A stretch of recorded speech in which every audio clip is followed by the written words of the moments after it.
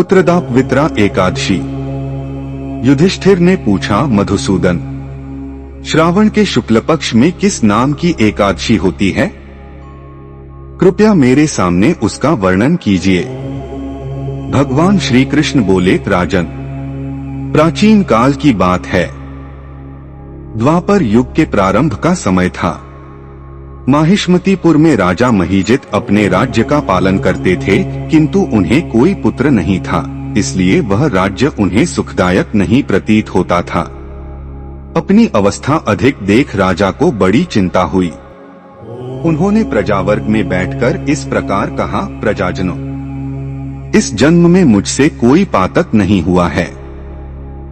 मैंने अपने खजाने में अन्याय से कमाया हुआ धन नहीं जमा किया है। ब्राह्मणों और देवताओं का धन भी मैंने कभी नहीं लिया है। पुत्रवत प्रजा का पालन किया है। धर्म से पृथ्वी पर अधिकार जमाया है। दुष्टों को, चाहे वे बंधु और पुत्रों के समान ही क्यों न रहे हों, दंड दिया है। शिष्ट पुरुषों का सदा सम्मान किया है और किसी को द्वेष का पात्र नहीं समझा है। फिर क्या कारण है जो मेरे घर में आज तक पुत्र उत्पन्न नहीं हुआ? आप लोग इसका विचार करें। राजा के ये वचन सुनकर प्रजा और पुरोहितों के साथ ब्राह्मणों ने उनके हित का विचार करके गहन वन में प्रवेश किया। राजा का कल्याण चाहने वाले वे सभी लोग इधर उधर घूमकर शिसेवित आश्रमों की तलाश करने लगे। इतने में उन्हें मुनिश्रेष्ठ लोमशजी के दर्शन हुए। लोमशजी धर्म के तत्वज्ञ, संपूर्ण शास्त्रों के विशिष्ट विद्वान, दीर्घायु और महात्मा हैं। उनका शरीर लोम से भरा हुआ है। वे ब्रह्माजी के समान तेजस्वी हैं। एक एक कल्प बीतने पर उनके शरीर का एक एक लोम विशीर्ण होता है, टूटकर गिरता है, इसीलिए उनका नाम लोमश हुआ है। वे महामुनि तीनों कालों की बातें जानते हैं। उन्हें देखकर सब लोगों को बड़ा हर्ष हुआ। लोगों को अपने निकट आया देख लोमशजी ने पूछा, तुम सब लोग किस लिए यहाँ आए हो? अपने आगमन का कारण बताओ। तुम लोगों के लिए जो हितकर कार्य होगा उसे मैं अवश्य करूंगा। प्रजाजनों ने कहा, ब्राह्मण, इस समय महीजित नाम वाले जो राजा हैं, उन्हें कोई पुत्र नहीं है। हम लोग उन्हीं की प्रजा हैं, जिनका उन्होंने पुत्र की भांति पालन किया है। उन्हें पुत्रहीन देख उनके दुख से दुखित हो हम तपस्या करने का दृढ़ निश्चय करके यहाँ आए हैं। द्विजोत्तम, राजा के भाग्य से इस समय हमें आपका दर्शन मिल गया है।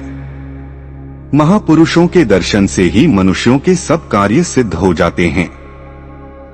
मुने, अब हमें उस उपाय का उपदेश कीजिए जिससे राजा को पुत्र की प्राप्ति हो। उनकी बात सुनकर महर्षि लोमश 2 घड़ी के लिए ध्यानमग्न हो गए। तत्पश्चात राजा के प्राचीन जन्म का वृत्तांत जानकर उन्होंने कहा, प्रजावृंद, सुनो। राजा महीजित पूर्वजन्म में मनुष्यों को चूसने वाला धनहीन वैश्य था। वह वैश्य गांव-गांव घूमकर व्यापार किया करता था। एक दिन ज्येष्ठ के शुक्ल पक्ष में दशमी तिथि को, जब दोपहर का सूर्य तप रहा था, वह किसी गांव की सीमा में एक जलाशय पर पहुंचा। पानी से भरी हुई बावली देखकर वैश्य ने वहां जल पीने का विचार किया। इतने में वहां अपने बछड़े के साथ एक गौ भी आ पहुंची। वह प्यास से व्याकुल और ताप से पीड़ित थी, अत बावली में जाकर जल पीने लगी। वैश्य ने पानी पीती हुई गाय को हाकर दूर हटा दिया और स्वयं पानी पीने लगा। उसी पाप कर्म के कारण राजा इस समय पुत्रहीन हुए हैं। किसी जन्म के पुण्य से इन्हें निष्कंटक राज्य की प्राप्ति हुई है। प्रजाजनों ने कहा, मुने, पुराणों में उल्लेख है कि प्रायश्चित रूप पुण्य से पाप नष्ट होते हैं, अत ऐसे पुण्य कर्म का उपदेश कीजिए जिससे उस पाप का नाश हो जाए। लोमशजी बोले, प्रजाजनों, श्रावण मास के शुक्ल पक्ष में जो एकादशी होती है वह पुत्रदा के नाम से विख्यात है। वह मनोवांछित फल प्रदान करने वाली है। तुम लोग उसी का व्रत करो। यह सुनकर प्रजाजनों ने मुनि को नमस्कार किया और नगर में आकर विधिपूर्वक पुत्रदा एकादशी के व्रत का अनुष्ठान किया। उन्होंने विधिपूर्वक जागरण भी किया और उसका निर्मल पुण्य राजा को अर्पण कर दिया। तत्पश्चात रानी ने गर्भधारण किया और प्रसव का समय आने पर बलवान पुत्र को जन्म दिया।